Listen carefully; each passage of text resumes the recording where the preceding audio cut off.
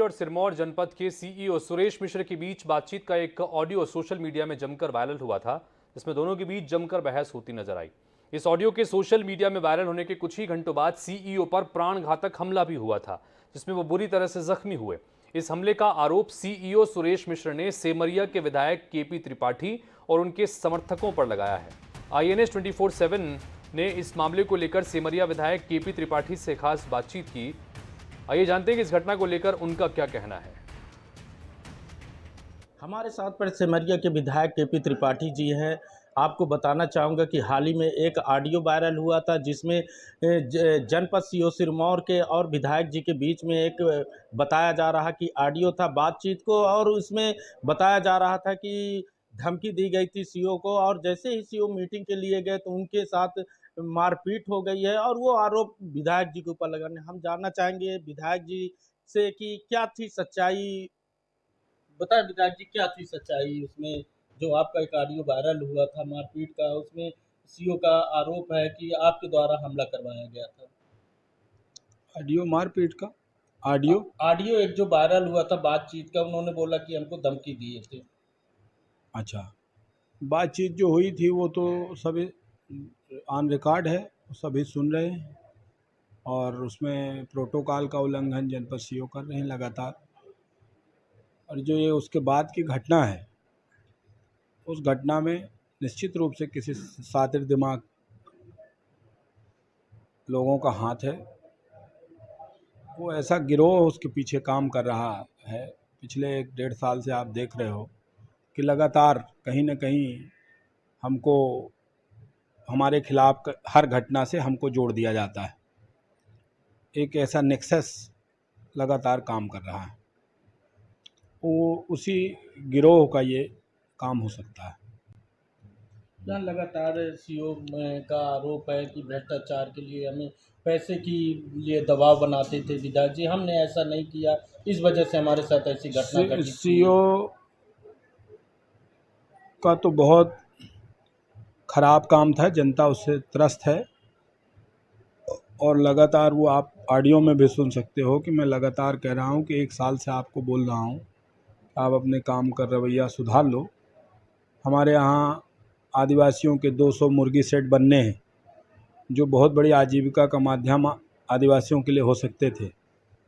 वो सेट अभी पेंडिंग पड़े हैं जनपद सीईओ की नाकामी के कारण, और इस तरह के कई सारे डेवलपमेंट के कार्य हैं, वो उनकी नाकामी से लगातार पड़े रहते थे। तो स्वाभाविक है कि आदमी मॉनिटरिंग करता है, कभी डांट फटकार करता है।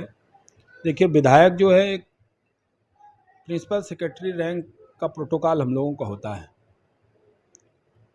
आप ये ज़रा गौर करिए कि यदि जनपद सीईओ पंचायत राज के प्रिंसिपल सेक्रेटरी से इस तरह बात करता है जिस तरह उसने हमसे बात की आचार संहिता को उल्लंघन करते हुए, तो जिस प्रकार से मीडिया ने ये कहा कि विधायक का वायरल धमकी देते हुए वीडियो वायरल, मीडिया के साथियों से मैं पूछना चाहता हूं कि इस तरह से बात करके ये देखें कि यदि प्रिंसिपल सेक्रेटरी से उसने ऐसी बात की होती और वो ऑडियो वायरल हुआ होता तो फिर मीडिया का क्या रुख होता। इंटेंशनली उसने रिकॉर्डिंग की और ऑडियो वायरल किया। इससे पता चलता है कि जनपद सीईओ का इंटेंशन लगातार सिमरिया क्षेत्र के लिए, देखिए सिरमौर जनपद में 70% क्षेत्र सिमरिया विधानसभा का आता है, तो हम कह रहे हैं कि हमारे लोगों का मतलब हमारे सिमरिया के क्षेत्र का, तो उसमें सिमरिया के लोगों का लगातार काम नहीं हो पा रहा। मैं अपनी विधानसभा के जानता हूं, मैं दूसरे विधानसभा के नहीं जानता। तो मेरा यही कहना था कि आप लगातार लोगों को टारगेट करके काम नहीं सिमरिया के हो रहे हैं। और जहां तक दुर्व्यवहार का सवाल है, दुर्व्यवहार बिल्कुल नहीं हुआ। हम उससे प्रोटोकॉल में सीईओ के पद से बहुत ऊपर होते हैं। डांटना, फटकारना, उनको बोलना, ये हमारे अधिकार, और जनता के लिए देखिए बात करना वो हमारे अधिकार की श्रेणी में आता है। तो मैं ये जानता हूं कि मेरे अधिकारों की सीमा क्या है, तो उसी के तहत उसकी भाषा अभद्र थी तो उसको हमने डांटा फटकारा। ये आपका इस मारपीट का जो है, किसी के साथ मारपीट, आपका देखिए, क्या अब मानना है कि मारपीट का उसके मैटर साथ अलग है। कौन मारा देखिए, नहीं, मारपीट का मैटर अलग है, इस तरह की बात यदि जनपद सीओ करता तो वो प्रशासनिक अधिकारी जनपद सीओ के साथ क्या बर्ताव करता।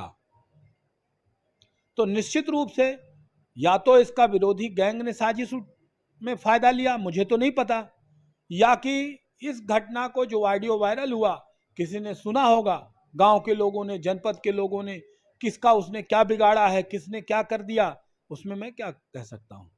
जो उसने एफआईआर की, पूरी तरह से हमको लगता है कि एक आदमी विवेक गौतम थाने में बैठा है, उसकी जांच हो चुकी है कि वो उस घटना में नहीं था, और जनपद सीओ कह रहा है कि हमने देखा है इनको मारते हुए। तो निश्चित रूप से जनपद सीओ का इंटेंशन पहले वर्डिंग से लेकर, ऑडियो वायरल से लेकर और फिर रिपोर्ट में गलत लोगों के नाम डलवाना, पूरी तरह से जनपद सीओ राजनीति से प्रेरित और उसकी मंशा नकारात्मक है। षड्यंत्र था कि इस षड्यंत्र के तहत मेरा नाम लिया गया है। दिनेश दाहिया, INH के लिए रीवा। आगर मालवा से इस वक्त ये बड़ी खबर मिल रही है।